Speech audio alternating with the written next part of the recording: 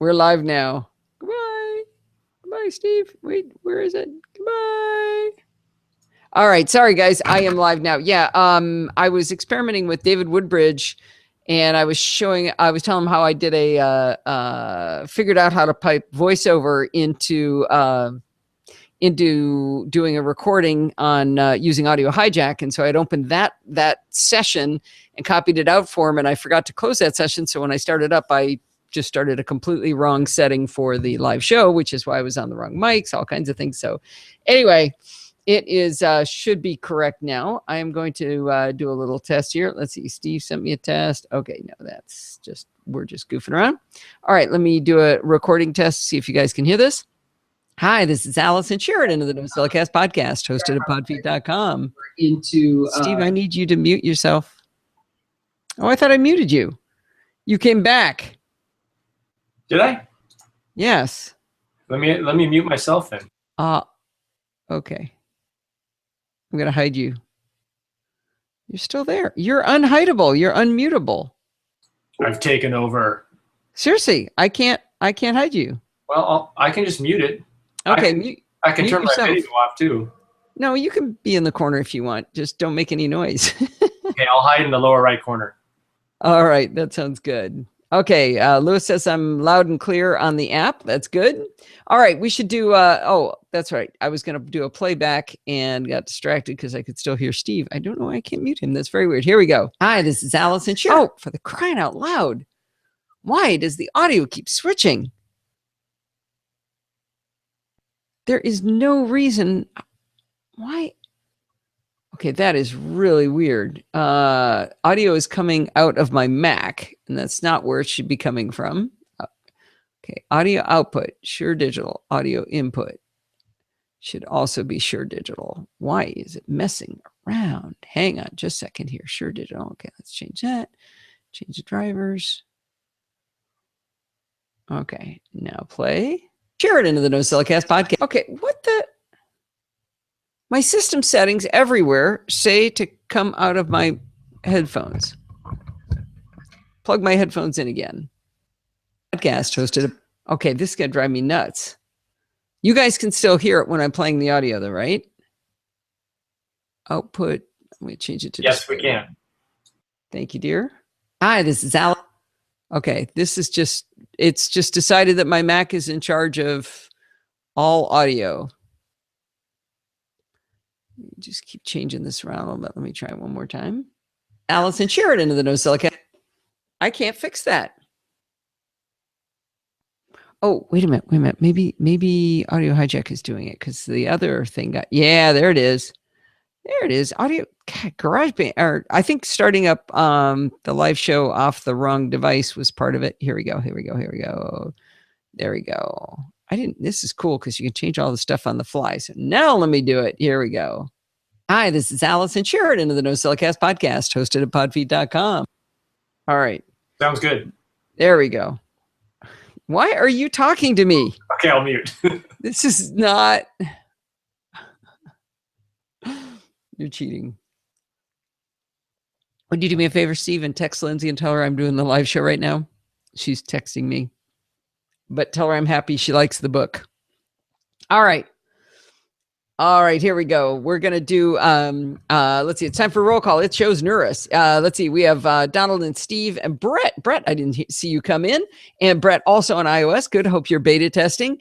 Let's see, we've got Kevin and ChattyBot. You should say hi to ChattyBot. If you follow the instructions in the live chat, or in the app, you can make it do all kinds of funny things, but do it sparingly because it'll be a mess to the stream. And Dan and Laura and Nuris and Rose is back, and Lewis and Sandy and Steve. All right. Yeah, I'm really happy with the beta. Seems to be going really well. He has until Wednesday to get it into, if he gets it done by Wednesday, I pay his developer fees for the year. So it's worth $100 to him to get it done by Wednesday. And it seems to be working as a motivation to get to work. So speaking of get to work, we ought to start the live show. Here we go. We started the live show. We start the recorded show now. All right. To anybody on Alpha Geek Radio who hasn't seen this before, this is me recording the NosillaCast podcast, which is an audio podcast that comes out every Sunday night. And so we do the show live just for fun. So I have people to talk to instead of just staring into a blank microphone. Anyway, let's go ahead and get started. Here we go. Hi, this is Allison Sheridan of the NosillaCast podcast, hosted at podfeet.com, a technology geek podcast with an ever so slight Macintosh bias. Today is Sunday, May 17th, 2015, and this is show number 523. This week, I had a lot more fun on some other shows. First of all, believe it or not, it's hard to believe this actually happened, but we actually recorded a new episode of the Mac Roundtable. It's been 8 months since we recorded, but oddly, none of the members of the Mac Roundtable can explain why. It's a funny thing. It seems like the more people you have in a group with no designated leader, the harder it is to get things to happen. Whenever any one person decides, hey, I'm going to host a show, everybody piles on, says, oh yeah, I'll be on the show. And we always have a great show with plenty of participants. But since no one single person is in charge of hosting, it doesn't happen that often. We really have to crack the code on how to get this to work. Maybe we need a producer like Jenny Josephson does for Tom Merritt that says, call a live show. It's your turn to do it. Or call a show, I should say. Anyway, we did have a great show with Chuck Joyner hosting. The venerable Victor Cahill was back after a very long hiatus. John F. Braun was there, Steve Stanger, and me. Somehow Chuck managed to corral us into staying at an hour, even though we had the Apple Watch and photos to talk about. Check it out over at macroundtable.com. I look really loud tonight. Call a live show. It's your turn to do it. Or call. Your audio is not playing your audio. It's playing some other audio. Okay. Even though it shows you being live. Okay. Ooh, connect resolving server address. Okay.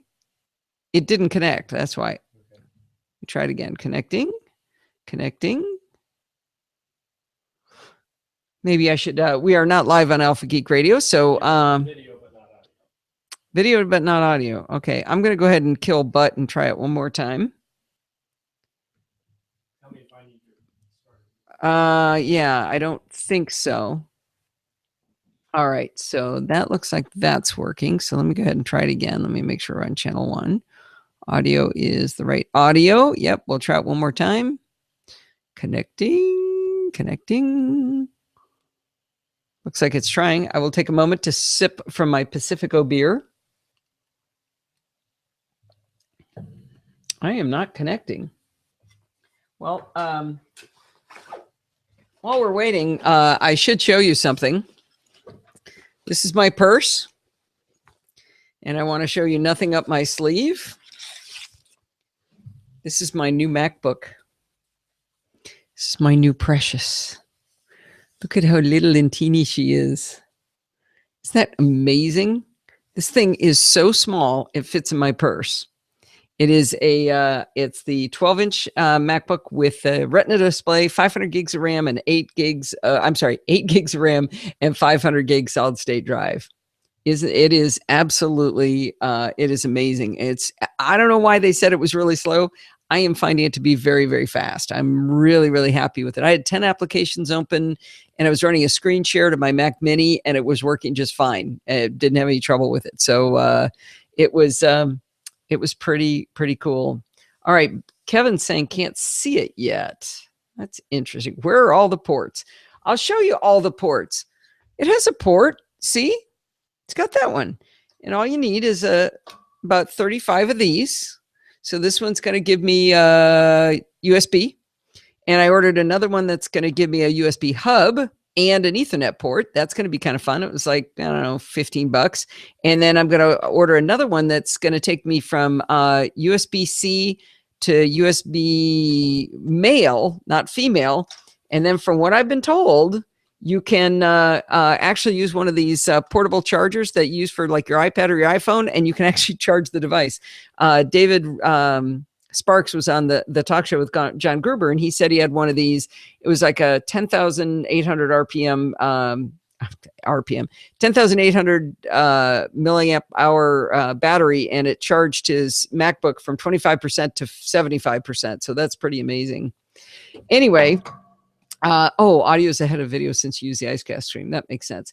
Brett, how do I like the keyboard? So far, so good. It is definitely different. I'm getting used to it. Again, David, I think, put it really well. He said that you don't have to pull down the cord, pull down my microphone. You don't have to click very hard. So you start to back off and then you start to not quite type. So it takes a little getting used to, but I'm liking it. I'm liking it so far. Still no audio on AGR. Well, Steve, it says I'm connected. It says connecting. Well, it says connecting. It also says connected. No, now it says connecting. Yeah. Okay. Steve's going to try it again on his end. Do you want to let me know if you want me to disconnect? I'm actually looking pretty loud, but I'm not peaking here. So that is good. All right. Going to disconnect and reconnect. Okay. I'll go ahead and stop trying and you tell me when it's ready, Steve, and I'll just vamp here for a second. Laura says she's pretty sure she's going to need one of these. Yeah, it's pretty nice. I'm going to talk a little bit about it, not a full review or anything yet, just kind of the reasons why I felt I could get away with doing this. Scrolling is still. Hey, Lewis, what build are you on? I want to make sure you're on the latest build because he did a build like 10 minutes before the live show started. So if you don't have that, I don't need one, want one. Yeah, I'd love to see how teeny it would look in your hands, Kevin. That would be pretty funny. Are you ready for me yet, Steve, to start it again? Yes. Okay, so let me try again. It's saying error resolving server address. I wonder if I got the settings right on that because it changes, you know. One more time. Market survey from Apple using channel 1. Yeah, I'm on channel 1. Yeah, definitely on channel 1.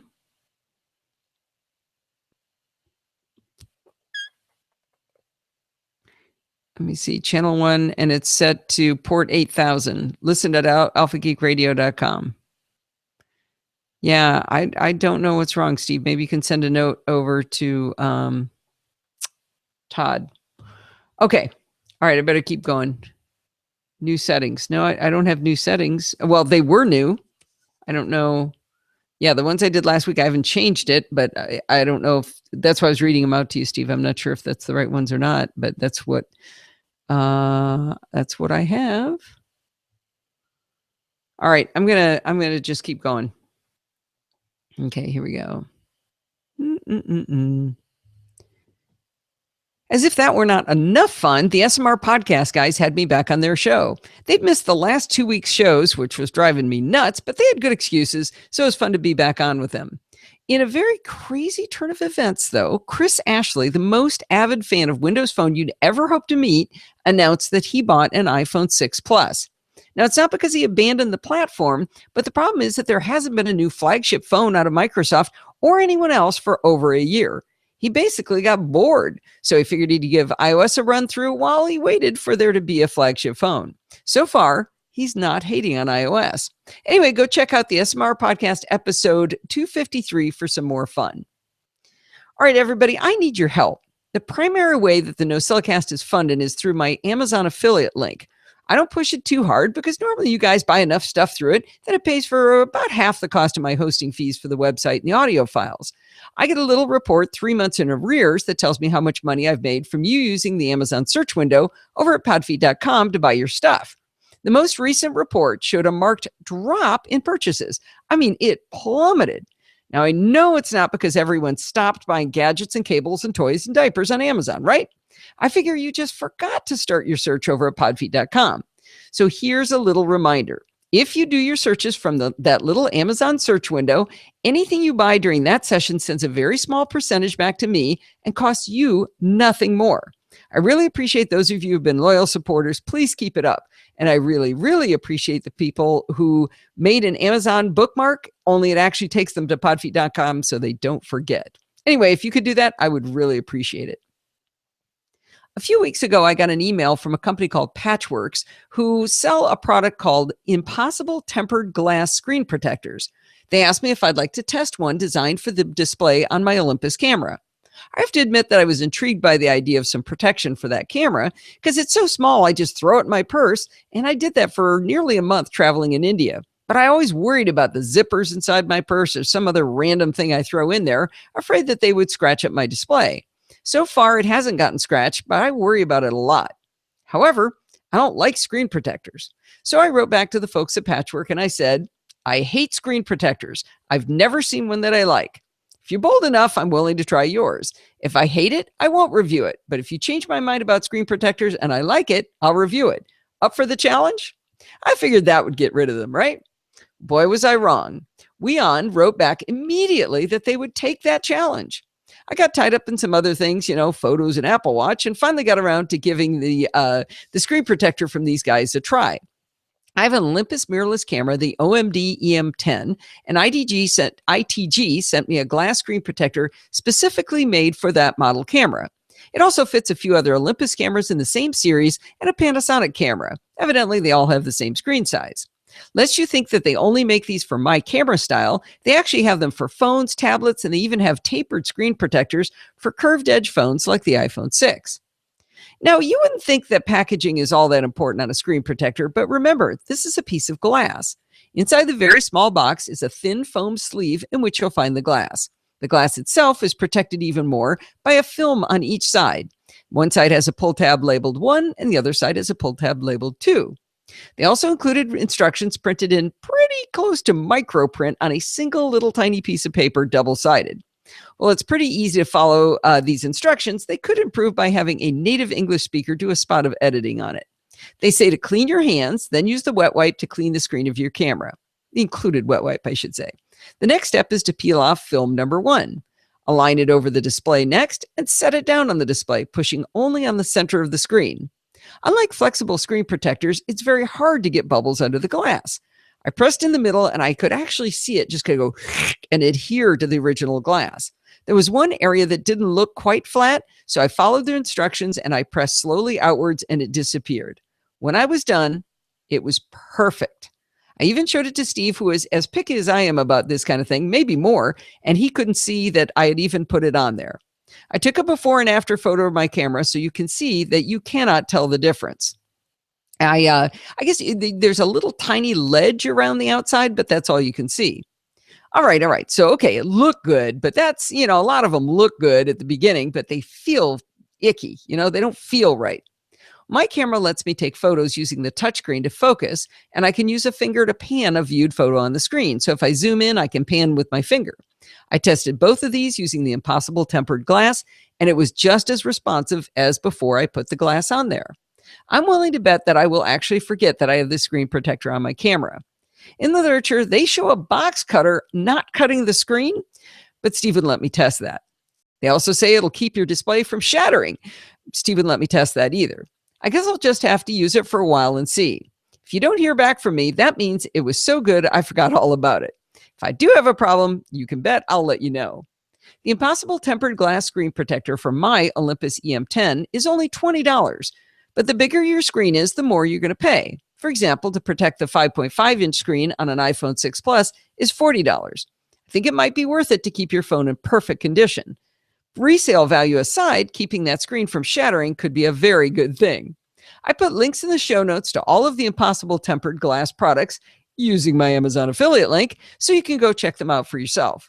I can't believe I'm saying this, but I think I found a screen protector that I actually like.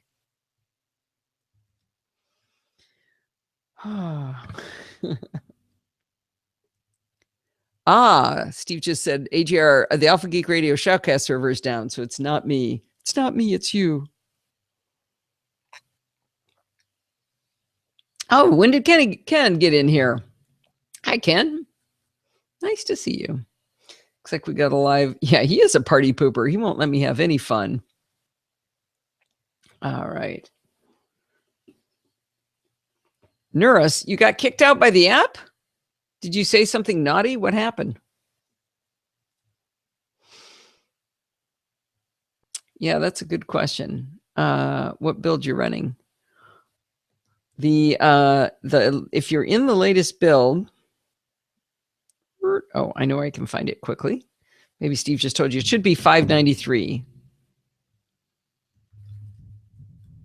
593.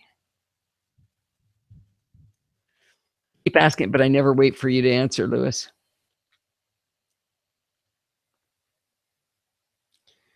Okay. Oh, I don't want to hear that it's crashing. All right. Oh, I should probably save. Well, darn it. That's a bummer, Lewis. I wonder if you should try. Oh, your phone locked. Okay, there's. I wonder if you should try rebooting the phone. If you have the patience to do that, Lewis, that would be really helpful. Whether it's some other. I don't know if there was a 592. There was 591 at 6 a.m. this morning, and then 593 this afternoon. But maybe you could reboot the phone. That would help if you could do that. All right, I'm going to keep going here. Save. I've always used one computer at a time, while others have a desktop and a laptop. Because I had only one computer, I've always gone for the fastest machine I could buy with the most storage and RAM that Apple would build into it. That also means I only bought laptops, not desktops. I think the last time I had a desktop was when Steve and I shared a G4 tower. My Macs do some fairly heavy lifting. I don't edit video, but I do broadcast live video while recording and editing audio. That drives the purchase of a high-end processor and a lot of RAM. Disk is also an issue because I create a couple of gigabytes of audio files a week. I don't need to store all of them for a long time, but I do. It kind of expands and contracts and expands and contracts. Again, this isn't video files I'm creating, but those audio files do stack up. But that's not the primary thing that drives my need for disk. The primary thing is that I really, really want all of my photos with me everywhere I go. People say I don't need it. I never said I needed it. I said I want it. I take a lot of photos and I go to great effort to organize and name my photos so that I can instantly find them. If someone brings up Halloween costumes, I want to be able to instantly bring up the picture of my mom and dad dressed as Tarzan and Jane when my mom was super pregnant, or maybe the crazy bat costume my dad made for my brother Grant. You have to see that one to believe it. Someone mentions a sailboat. They're going to end up seeing a picture of Windride, the sailboat I grew up on. Makes me really, really happy to be able to do this. However, the game has completely changed. It's not however. That doesn't sound right.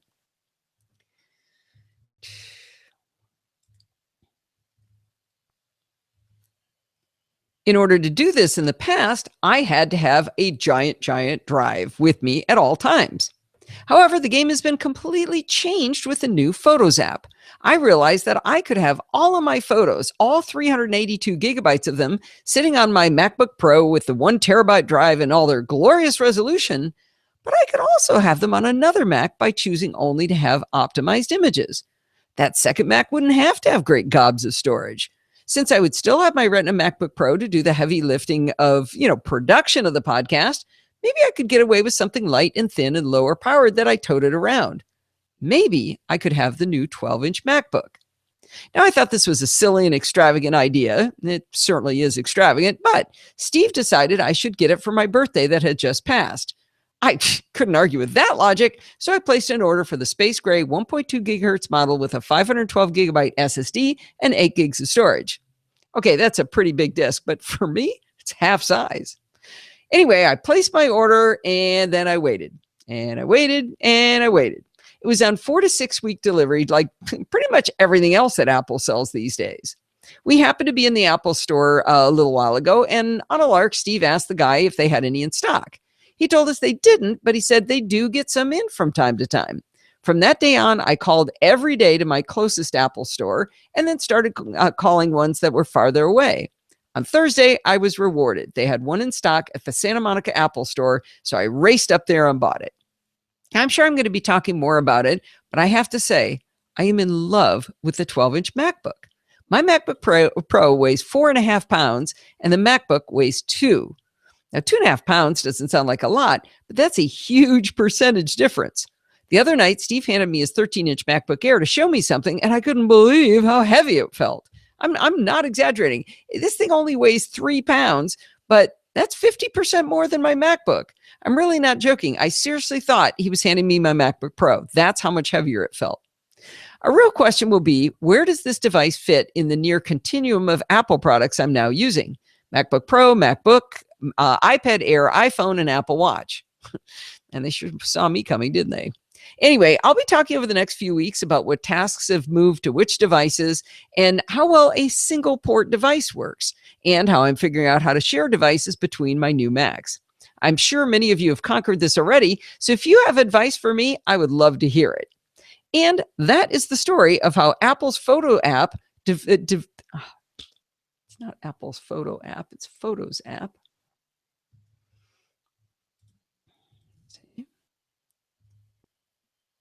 And that's the story of how Apple's Photos app convinced me to buy a 12-inch MacBook.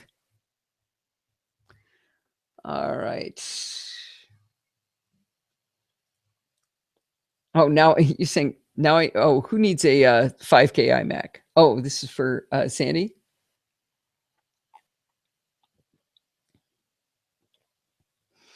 Sandy, it's kind of funny thinking about that. The complete continuum of products that they have now for us.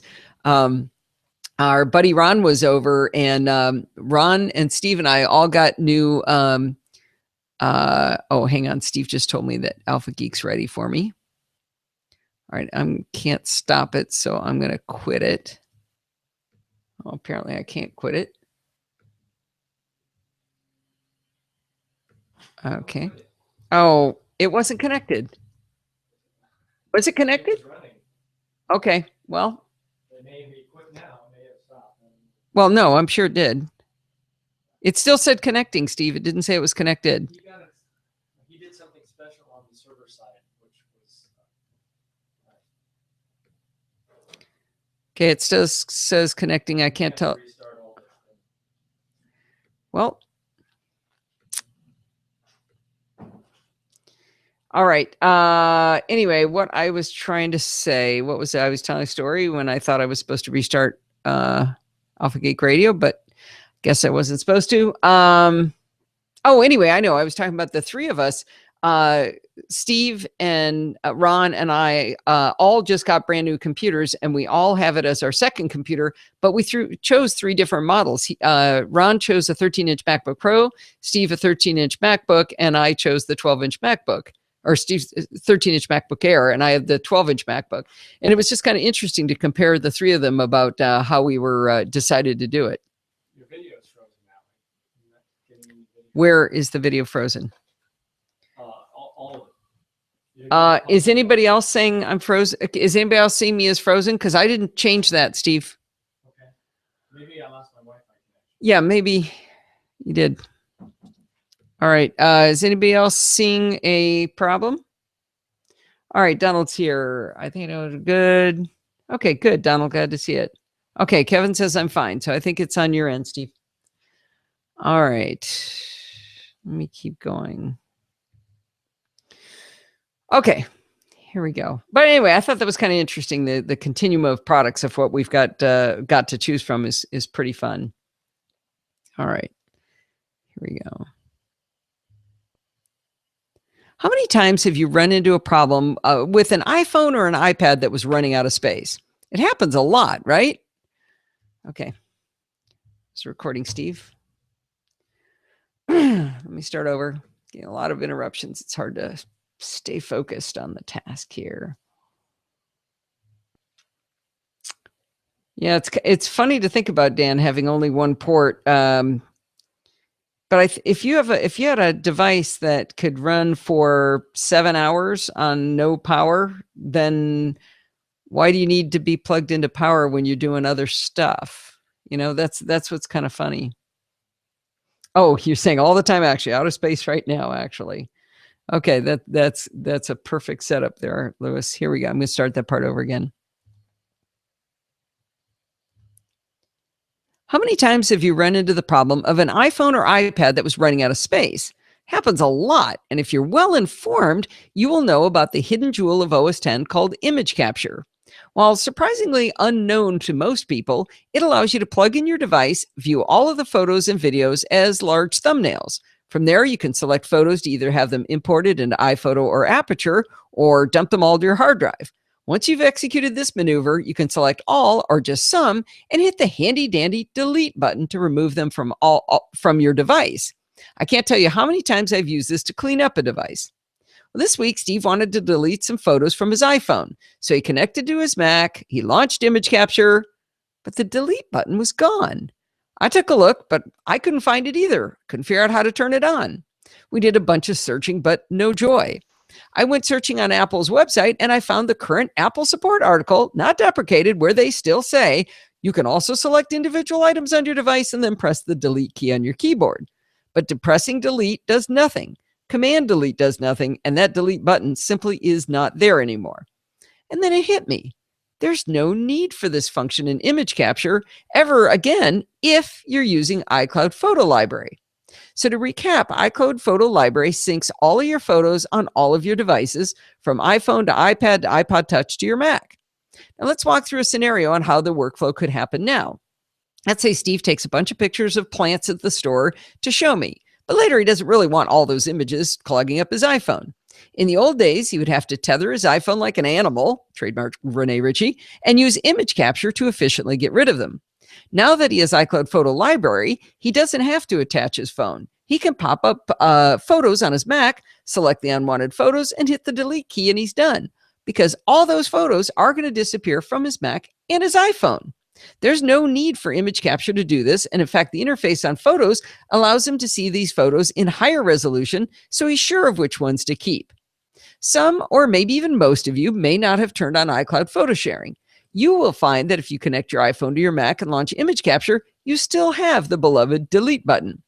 By the way, thanks to Alistair for helping me get a screenshot for the show notes of the delete button in image capture, and George for offering to help do that. I had trouble proving the delete button still existed for people without iCloud photo sharing, because even though I have an unconverted Mac, both of our phones have been converted, so even there, we didn't have a delete button when we connected. I know this will still bother some people, but it makes so much more sense to be able to delete photos in your real library on your Mac and have them disappear everywhere than it does to have some arcane application most people don't know about with a secret delete key. I'm really excited to play this next interview from NAB. The person I'm interviewing is Joseph Nilo, who was one of the founding 4 members of the Mac Roundtable. He's become a very close friend, and it was fantastic for Steve and me to get to hang out with him for most of NAB.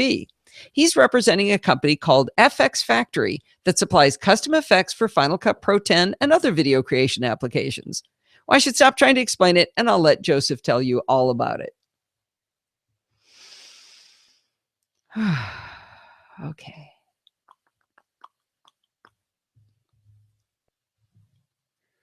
All right. What have I missed? Okay, it says 5.8 gigabytes of podcast. Wow. Okay. Come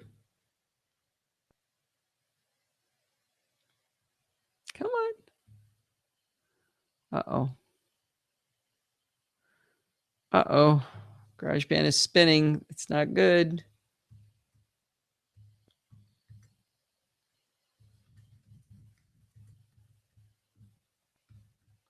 I think we're about to crash GarageBand. That's not good. I'd have to redo this section. Yeah, podcast bankruptcy. That's interesting.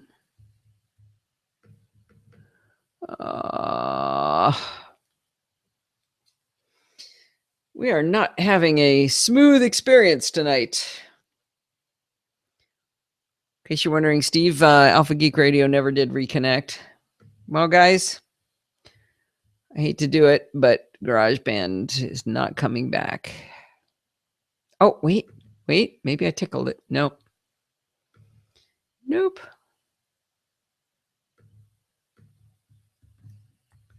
Yep, you're going to get to hear that part all again. And there we go. All right. We're having some fun here at the Boarding House in Southern California. Where is NosillaCast audio? There we go.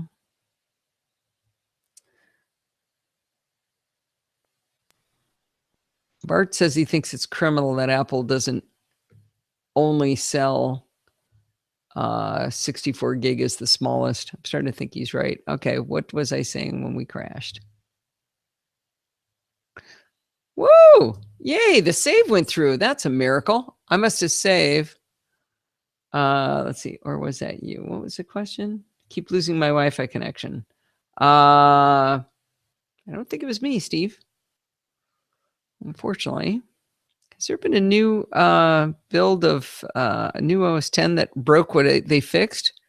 3 times. Oh, Steve, that's tough. Oh, I know what I had just done. So I must have saved right before I crashed. How smart am I? Or how smart are you? Kevin's got the Annoy Allison mode on. Actually, who cares? Joseph. We're going to bring FX Factory in.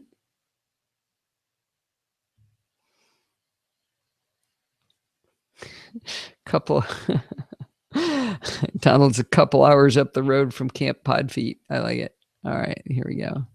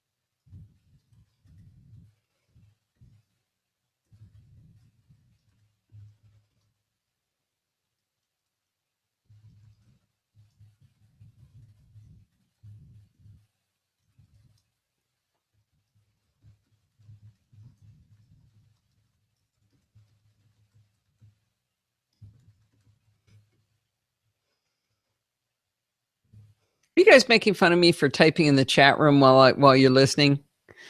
Well, I'll stop then. You're not using iCloud Photos and don't have a delete button in image capture. Yeah. Oh, Donald, that's true in both iOS or both iOS apps on iPhone and iPad.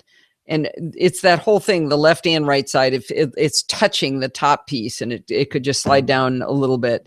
If it doesn't make it to the first build, release build, that's just fine. Just something I noticed. Not using iCloud Photos.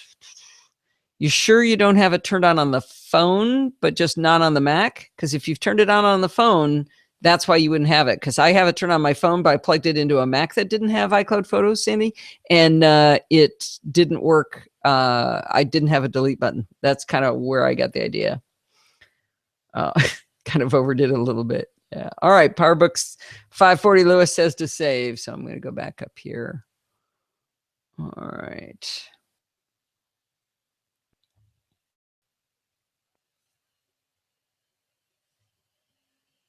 Like I said, that was really, really fun hanging out with Joseph. And that's a pretty cool thing they've got going there. We learned a lot about the interface, and Steve is definitely going to be taking advantage of that for his Final Cut Pro 10 work. Well, this week, I got a great story from Bob about his recent experience using Clarify. I think you'll enjoy it. Allison, yesterday, I had a Windows Apple denialist friend ask for help with another friend of his. The help was to document how to add an FTP remote server to the Finder and Finder sidebar for easy access. So I turned to Clarify, and a few minutes later, after testing my steps, I sent him a PDF document that he, not being a Mac user, and his other friend, not being a techie, could use. In a text message thread we were having, I submit this little clip from it below. My buddy was impressed. You can see it in the show notes, but it's basically the other guy writing, "That's a beautiful document that you created." And Bob writing back, "Thanks, an amazing piece of software called Clarify." He also goes on to say, one funny thing that happened. Honestly, I haven't used Clarify for a while, and at a throwback senior moment kind of thing, I searched for screen steps in Spotlight. I was temporarily panicked until I caught my error. By the way, 10 years, awesome, and thank you. I think I date back to 2009, not sure, Bob. Well, yay to Bob for helping his coworker, and I'm so glad the other guys appreciated how pretty it was. I have to say that I still, to this day, search for screen steps from time to time, so you're not alone, Bob. And I'm so glad you've been with the show for so long and also contributing as long as you have been. If you want to get praise for helping others like Bob did, check out the 14-day free trial of Clarify, even for Windows Apple denialists, at clarify-it.com. So this week's, Kevin, take your ears off, please. For this week, we have David Woodbridge, who is coming on to talk about his experiences with the Apple Watch and how incredibly well it's working for him. And he happens to be blind. All right, Kevin, you can, could somebody kick Kevin under the table to tell him put his ears back on? Here we go. All right, here we go. Oh, whoever that Woody guy was disappeared. Did anybody end up talking to him? All right, let me see how this lines up. Why aren't you showing me the, there we go. Oh, there it is. All right, so this one should be, when I put it right about there. And then when we look at that one, it should be right about, okay, let's hear how that sounds. Okay, ready for symbols check, Steve?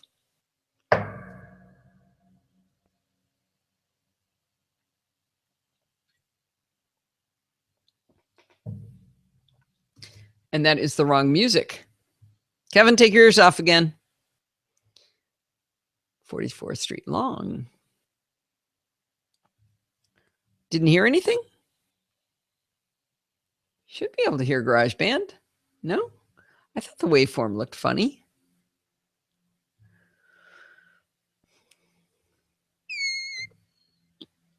I didn't realize how often I make that funny little noise, and my daughter's dog goes berserk when I do that with my lips when I go. Drives him crazy. Actually, I wonder if I can get him to go nuts in Steve's room since Steve can hear me. Is that bothering Dodger, Steve? All right, let's try it again. Here we go.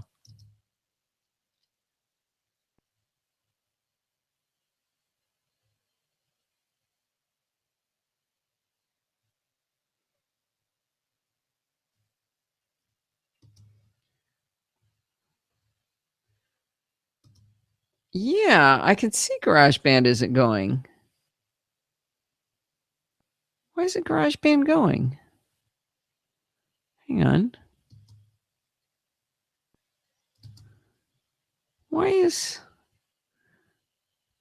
And why didn't you notice that earlier? Include audio input.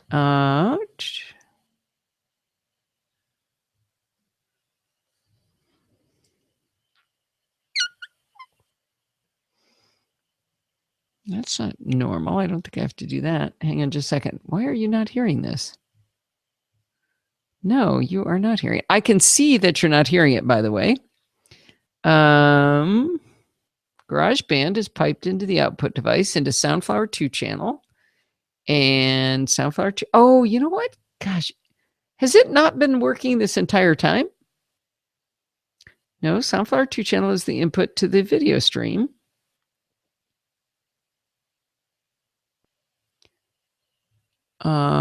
Let's see, while you were typing. Oh, is that all you could hear? Oh, that's why you guys said you could hear me typing, because you couldn't hear that. You didn't hear any of that interview? No wonder. I wondered how you guys could hear me typing over the interview. Okay, why is GarageBand not working? Turn off. It looks right. Why is, now that's really interesting. Let me check. Audio output is going to Shure Digital.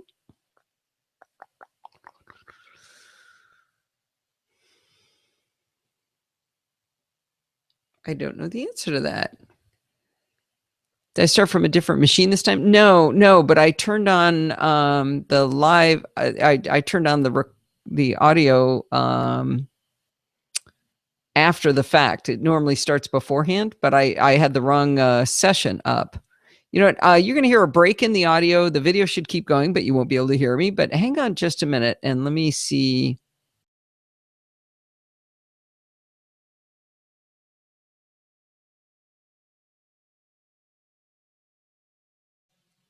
Okay.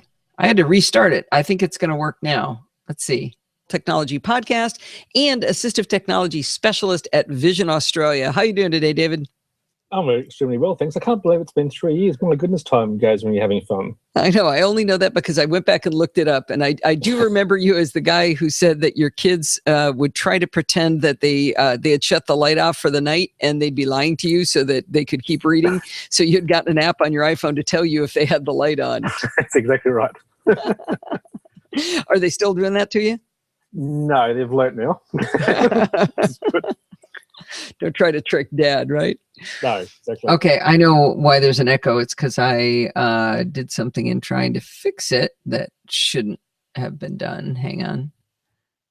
And now let me play back now. Tell me if the echo is gone. Play. Well, you wanted to talk about the Apple Watch and accessibility. And to be perfectly honest, I haven't played around with it that much. I was about to, and then I got your email suggesting you come on the show. And I thought, I won't bother learning. I'll just have them teach me. But I did want to remind the audience that I tried to turn it on during the... Okay, so we're good now? I'm not echoing? Echo's gone. Okay, I know what I did. I did something to try to fix it that actually made it stupider. Yeah, I had to. So normally I use Audio Hijack to hijack the audio from my microphone and GarageBand, pipes it into Soundflower 2 channel.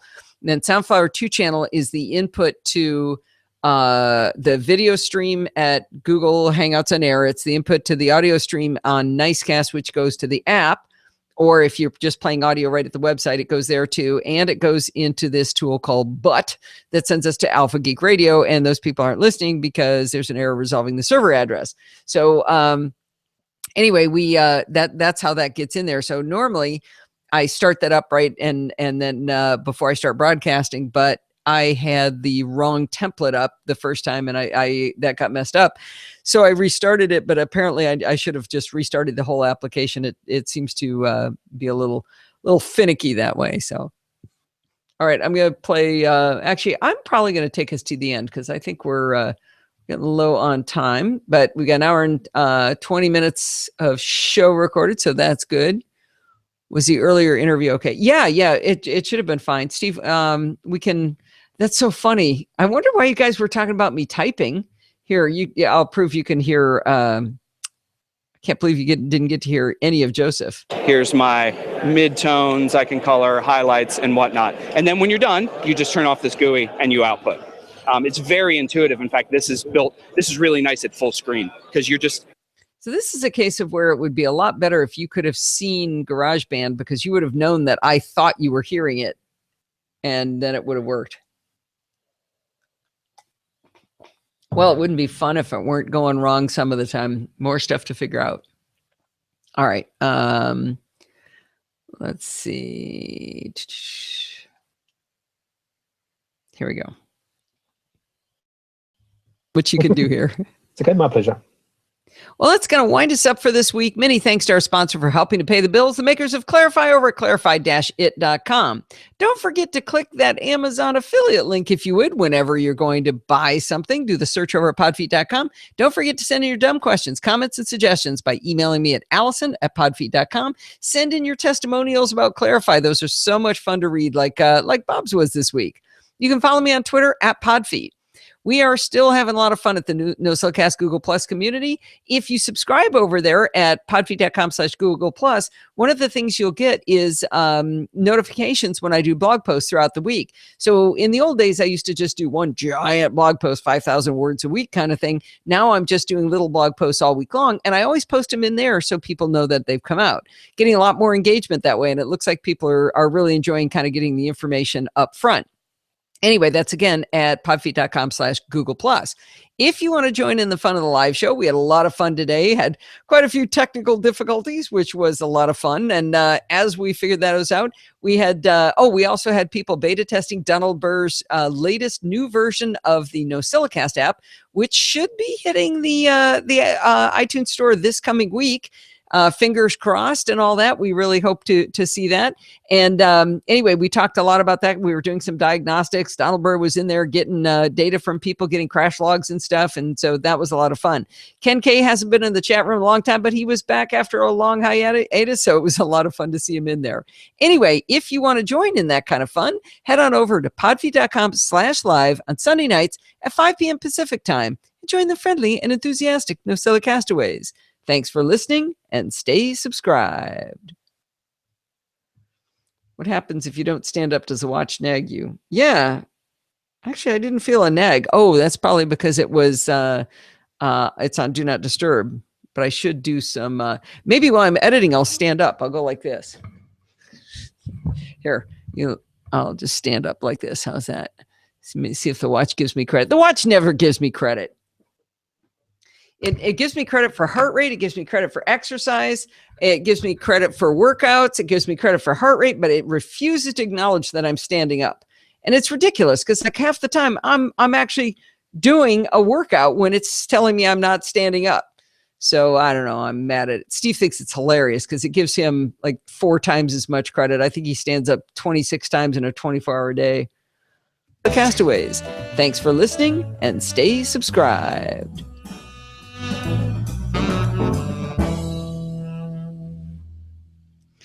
Is that how it works, Sandy? If you just if you wave your hands, people say if you chair dance, you can get credit. No, I'm not allowed to dance. You told me actually that I am. Remember, I complained you wouldn't let me dance once when I was happy, and then I made you feel all bad about saying it, and so you said I could always dance. You said, all right. I think it was more fun when you guys could see me playing in GarageBand. Show number 523. This week,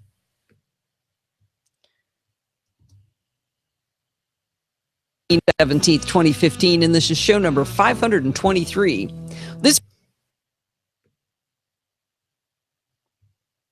not quite right. Show number 523. Oh, too far the other way. Show number 523. This. How do I dance? Oh, I don't. Yeah. You're wondering if I dance like Elaine in Seinfeld? No, totally not. I just wanted to dance. I just the music hit me. Felt inspired. It told me not to dance. It was so sad. It's a terrible life that I live. No one behind me, 2 people in the whole place. What are you talking about?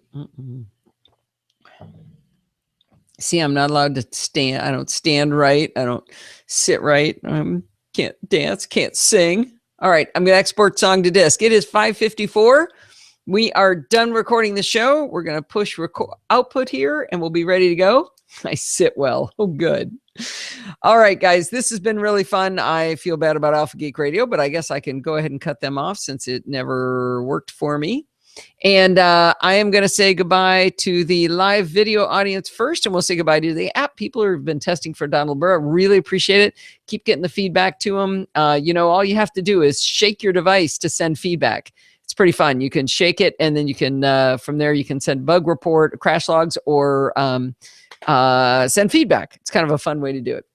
All right. Thank you very much for coming. Appreciate everybody being here. We will see you next week. And where's my stop button? Bye.